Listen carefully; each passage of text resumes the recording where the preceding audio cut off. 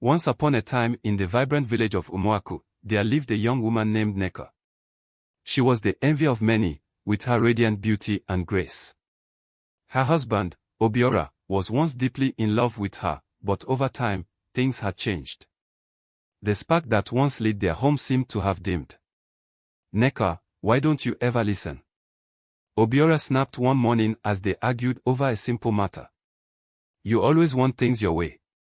Nneka stood silently, her pride swallowing her desire to apologize.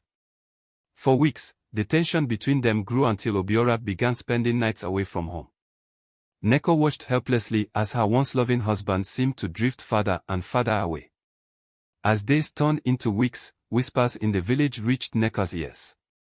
"If a man strays, the wise woman of the forest knows how to bring him back," an elderly neighbor suggested one afternoon. At first, Nneka dismissed the idea. Seeking the help of a herbalist was frowned upon, and the woman they spoke of, Mama Ejike, was feared for her knowledge of black magic.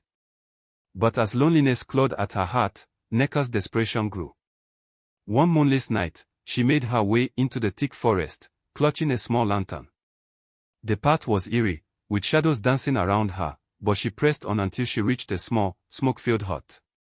"Mama Ejike," Nneka whispered as she stepped inside. An old woman with piercing eyes looked up from her seat. "What brings you here, child?" Nneka hesitated but eventually poured out her heart. "I want my husband to love me again. I want him to see me the way he used to." Mama Ejike nodded knowingly. "Love is a dangerous thing to tamper with, but I can help you. Are you willing to pay the price?" Without understanding the weight of her words, Nneka nodded. Mama Ejike handed Nneka a small vial filled with a dark liquid. "Mix this with his food. He will be yours again, but remember, every magic has its cost."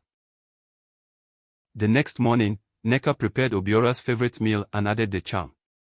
That evening, as he ate, something changed. His cold demeanor melted away, and he smiled at her for the first time in months. "Nneka," he said softly, "I don't know what came over me. You are the love of my life." Tears of joy streamed down her face as Obiora pulled her into a warm embrace. It seemed the charm had worked. For weeks, Nneka and Obiora lived in bliss. He showered her with affection, and their home felt alive again. But soon, strange things began to happen. Obiora grew weaker by the day. He complained of constant fatigue and strange dreams. His once strong frame withered, and his laughter became rare. One evening, as Nneka sat by his bedside, guilt gnawed at her. She returned to Mama Ejike for answers. "The charm binds his soul to you," Mama Ejike explained. "But it takes more than it gives. His love will remain, but his life will fade." Nneka was horrified. "Please, undo it. I don't want to lose him." The old woman shook her head.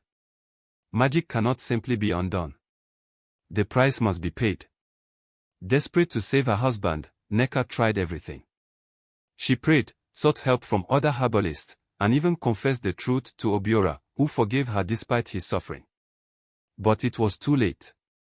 One fateful evening, as the sun dipped below the horizon, Obiora took his last breath in Nneka's arms.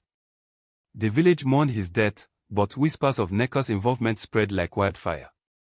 She became an outcast, haunted by the choices she had made. Sitting alone in her empty home, Nneka reflected on her actions. She realized that love cannot be forced or bought with magic. True love grows from patience, understanding, and mutual effort. The story of Nneka and Obiora became a cautionary tale in Umuaku, reminding everyone of the dangers of tampering with forbidden powers and the importance of honesty in relationships. Love that is forced nor manipulated will never bring lasting happiness. True love requires